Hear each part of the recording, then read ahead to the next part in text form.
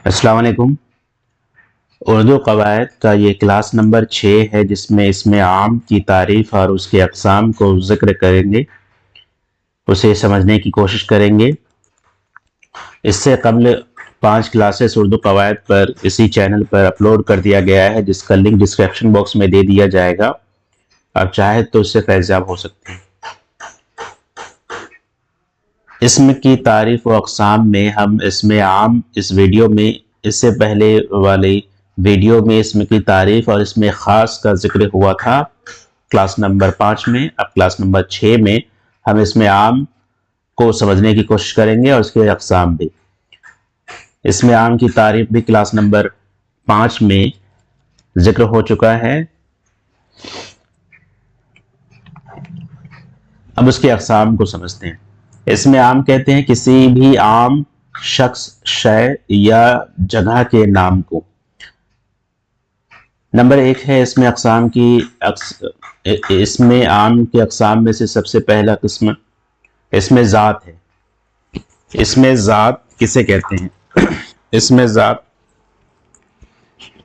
से मुराद इसमें नकरा या कॉमन नाउन जिसे कहते हैं, किसी आम चीज़ या आदमी के नाम को हम क्या कहेंगे? इसमें ज़ात कहेंगे। आम चीज़ या आदमी के नाम को, जैसे बकरी, कलम, धोबी, स्कूल। ये धोबी आम है, स्कूल आम है, हर जगह पाया जाता है। कलम आम है, बकरी आम है, तो इसमें आम या इसमें आम को ही हम इसमें ज़ात कह सकते हैं। दूसरी किस्म है इसमें मुसग्गिर। मुसग्गिर लफ्ज़ सगीर से बना है और सगीर के माने छोटा के होते हैं, यानी इसमें मुसग्गिर वो लफ्ज़ है जो किसी बड़ी चीज़ को छोटा करके पेश करे। जैसे रस्सा से बनी रस्सी, बाग से बना बगीचा, केवार से बना केवारी, पलंग से बना पलंगरी। तो ये बड़े से छोटे में जाना, बड़े लफ्ज़ से छोटे लफ्ज़ में जाना, तो ये उसको कहते हैं हम छोटा करके दिखाना बड़े लफ्ज़ को, तो वो होता है मुसग्गिर। जस्ट उसके ऑपोजिट हो जाएगा मुकब्बिर। मुकब्बिर लफ्ज़ बना है कबीर से, कबीर के माने होते हैं बड़ा, और यानी इसमें मुकब्बिर वह लफ्ज़ है जो किसी चीज़ को बड़ा बनाकर पेश करे।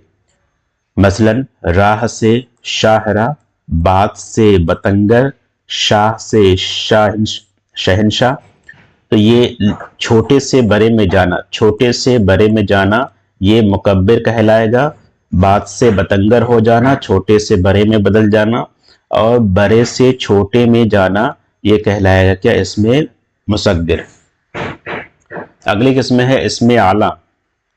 इसमें आला, आला से मुराद होता है इंस्ट्रूमेंट, औजार।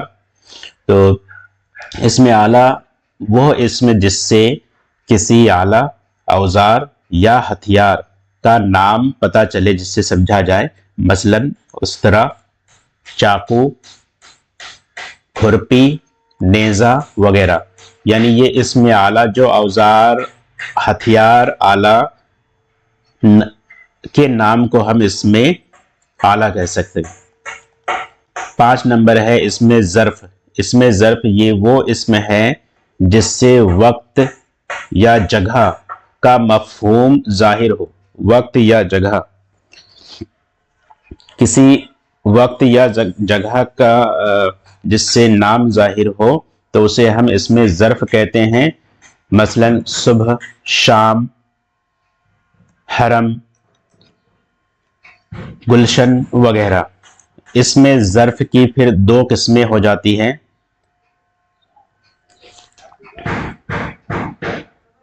इसमें ज़र्फ़ की फिर 2 किस्में होती है। इसमें ज़र्फ़ ज़मा और दूसरी किस्म है इसमें ज़र्फ़ मका। इसमें ज़र्फ़ ज़मा से मुराद है, ज़मा से मुराद होता है टाइम, और मका से मुराद होता है प्लेस। तो वह इसमें जो वक्त या ज़माना को ज़ाहिर करे उसे इसमें ज़र्फ़ ज़मा कहते हैं।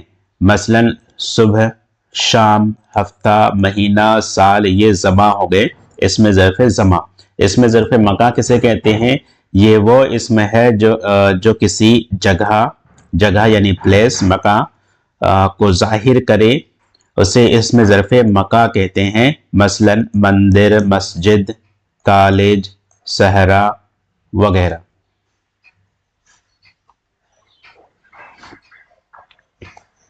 چھٹی نمبر قسم ہے اسم عام کی. چھٹی نمبر قسم اسم صوت کے معنی ہوتے ہیں آواز کے. صوت معنی آواز کے ہوتے ہیں، یعنی اسم صوت سے مراد وہ لفظ ہے جو کسی مخصوص چیز یا جاندار کی آواز کو ظاہر کرے. مثلا کوے کی آواز کائیں کائیں، ریل کی آواز چھک چھک، ٹائیں ٹائیں طوطے کی آواز، بھن بھن مکھی کی آواز، ٹر ٹر مینڈک کی آواز. تو یہ آوازیں جو مخصوص آوازیں ہیں کسی جاندار یا چیز کی، تو ان آوازوں کو ہم اسم صوت کہتے ہیں. صوت کے معنی ہی ہوتے ہیں آواز کے، جسے ہم ساؤنڈ کہہ سکتے ہیں. تو جتنے بھی ساؤنڈز ہیں جو مخصوص جاندار یا چیز کے، تو ان آوازوں کو ہم اسم صوت کہتے ہیں. اسم جمع یعنی جو کلیکٹیو ناؤن ہوتے ہیں انگلش میں، کلیکٹیو ناؤن، اسے ہم اسم جمع کہتے ہیں. اسم جمع سے مراد وہ اسم ہے جس سے کسی مجموعہ کا پتہ چلے، کلیکشنز کا پتہ چلے. مثلا جماعت، دل، کلاس، دل، لشکر، انجمن، بھیڑ، فوج وغیرہ.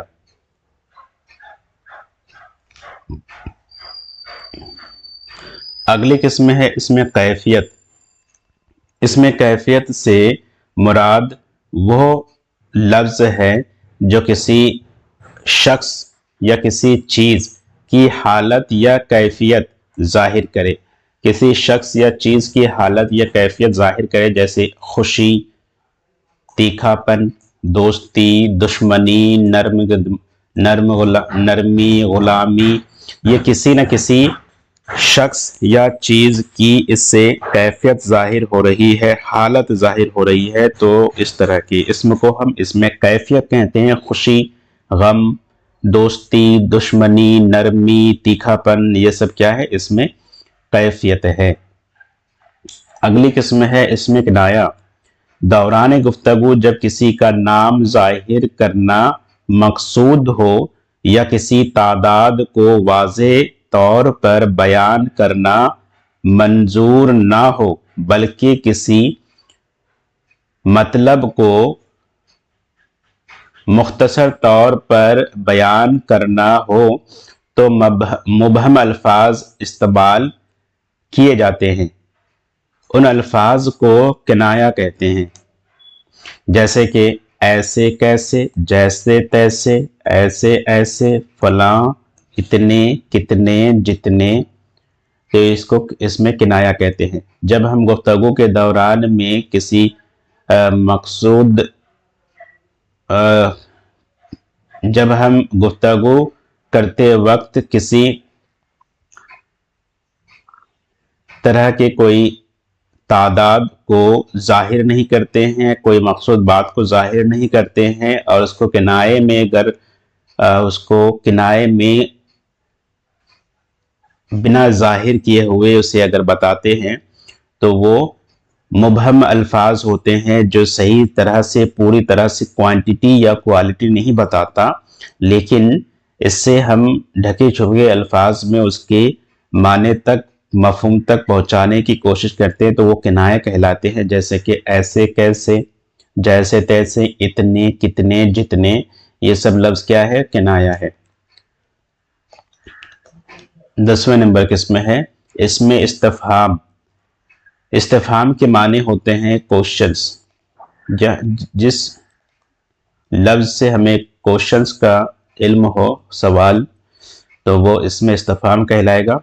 اس سے مراد ہے، اسم استفہام سے مراد ہے اسم نکرہ ہے جو پوچھے जो पूछने या सवाल करने के मौका पर इस्तेमाल किया जाता है। मसलन कौन, क्या, किस, कौन सा, कितना, कितने, कितनी, कब, कैसे, कहाँ वगैरह।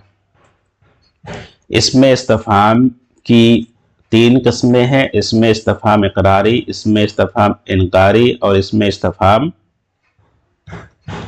इस्तखबारी। इसमें इस्तिफहाम इकरारी किसे कहते हैं? जिस सवाल में इकरार हो, जिस सवाल में इकरार हो उसे इस्तिफहाम इकरारी कहते हैं, जिसको हम लोग यस।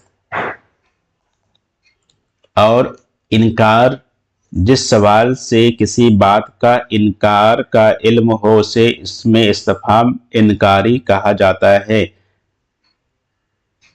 जिसका जवाब नो हो, यस और नो टाइप क्वेश्चंस होते हैं ना, तो जिसमें अगर यस हाँ का जवाब मिलता हो तो उसमें उसे इस्तिफहाम इकरारी कहते हैं। जिसका जवाब ना से मिलता हो उसमें उसे इस्तिफहाम इनकारी कहते हैं।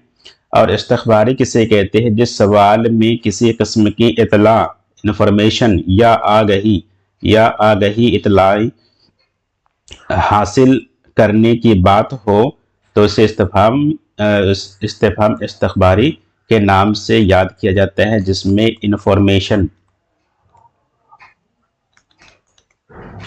या नॉलेज, जिसमें इंफॉर्मेशन या नॉलेज जाहिर हो, जिसके जवाब में हमें मिलना होता है कोई इंफॉर्मेशन या कोई नॉलेज, तो उसे इसमें इस्तिफहाम इस्तखबारी कहते हैं। मिसाल के तौर पर इसमें इस्तिफहाम इकरारी के मिसाल के तौर पर अगर पूछा जाता है क्या गांव वालों ने गडरिया की बात का एतबार किया, तो इससे अगर जवाब होता है कि हाँ किया तो ये इकरारी कहा जाता है। क्या आप लोगों ने होमवर्क किया, तो आप लोगों के पास जवाब होगा कि हाँ हम लोगों ने होमवर्क किया, तो ये इकरारी कहलाएगा, इस्तिफहाम इकरारी। इनकारी में क्या होगा कि मिसाल के तौर पर आजकल बुजुर्गों की इज्जत कौन करता है, तो जवाब में आएगा कि कोई नहीं कर रहा।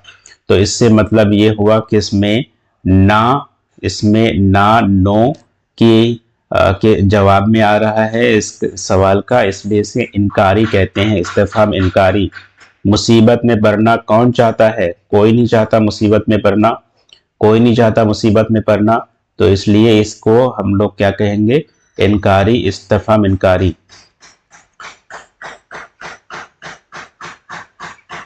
वालिद साहब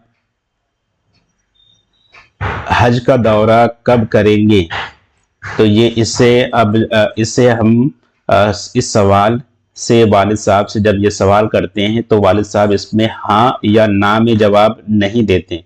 ये जवाब देंगे कि हाँ हालात जब ठीक हो जाएंगे मेरे पास, जब माशी हालात ठीक रहेगा और वक्त सेहत भी ठीक रही, तो मैं इंशाअल्लाह आइंदा साल मैं हज को जाऊंगा। तो ये वालिद साहब का जो जवाब होगा ये तफसीली जवाब होगा, इंफॉर्मेशन इसमें होगा, इसमें किसी तरह इतला होगा।